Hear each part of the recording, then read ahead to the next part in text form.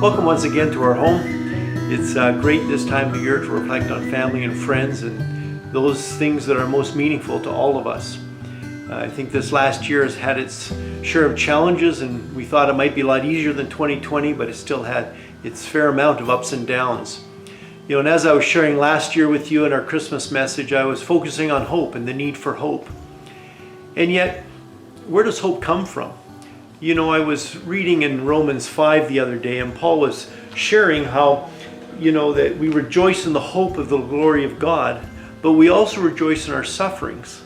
For we know those sufferings produce perseverance, and the perseverance character, and character hope. We often think of this time of year of the joy and hope and peace and love of the Advent season. And yet often we don't put the word hope and perseverance in the same sentence. It's not as common.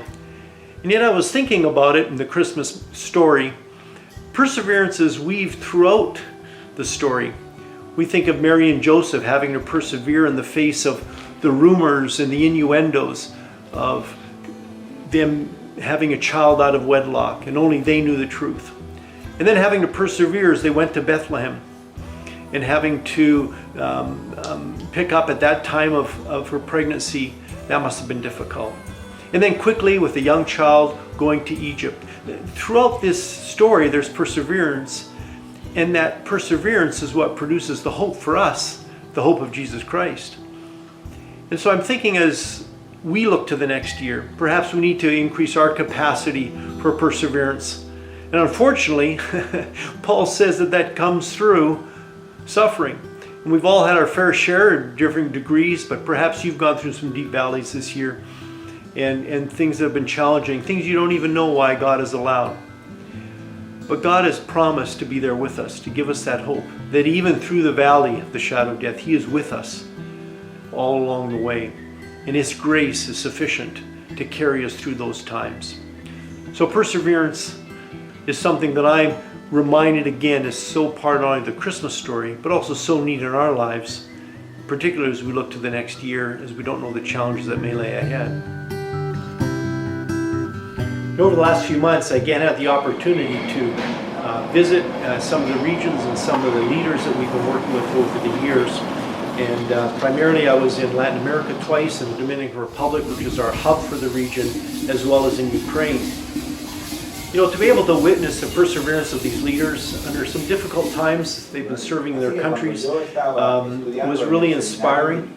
And we all need encouragement from time to time, so we can keep on keeping on. And so it was a real blessing to be able to provide that for these leaders again in person. In September I had the opportunity to be in the Dominican Republic, and I shared at a conference that I was a speaker at with a National Evangelical Leaders Association. And it was really great to be able to have the opportunity to share about the need to disciple believers. That it's not just about gathering people in churches, it's just not about gathering followers. But as this pandemic has proven, is that we really need to have a deeper approach if we're going to help people grow in the faith. And really, making disciples, as Jesus commanded us to do, is really pandemic proof, and it's persecution proof. It's been proven that for 2,000 years. And so it was a real honor to be able to share that with them, as well as to see the various other ministries that have grown and developed through what we've been training. And so often when we train those in front of us, the leaders in a particular session, our materials are designed to help them then go and train others. And so that's really was a great blessing to see that happening, as we see Manny and others who have started different training institutes for men and young men and women, are mentoring and encouraging and coaching teams. Then in October, I also had the opportunity to go to Ukraine. Carl, if you recall, was one of the first young men that I mentored, and we had a relationship back over 20 years ago in Berlin, and we used to meet every Friday afternoon. And so Carl joined me this time in Ukraine, and we crisscrossed the country doing some training. And of course, there were lots of domestic flights, some of them a little bit sketchy, but we survived.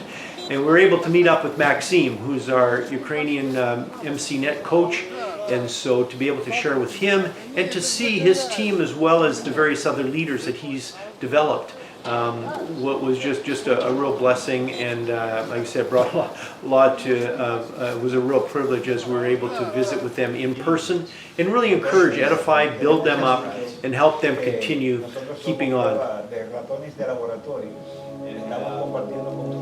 You know, over the last 2 years, we've also been developing several other training programs. That's one of the benefits of not being able to travel and do what we normally do. We've been able to write a lot and develop materials for the future.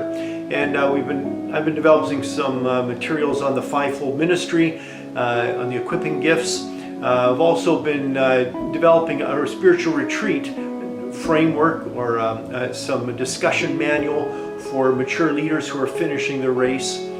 And so we've had an opportunity to do that, but one of the major writing projects we've been working on the last 2 years is a new competency-based mentorship. It's competency-based mentorship, meaning that it's a relationship, but it's also a little bit more formal than some of our other programs. It's a 2 to 4 year certificate in what we're calling our Christian Leadership Institute. And so this is being rolled out in January in Latin America, and we'll also be looking at ways of implementing it in Ukraine and Russia.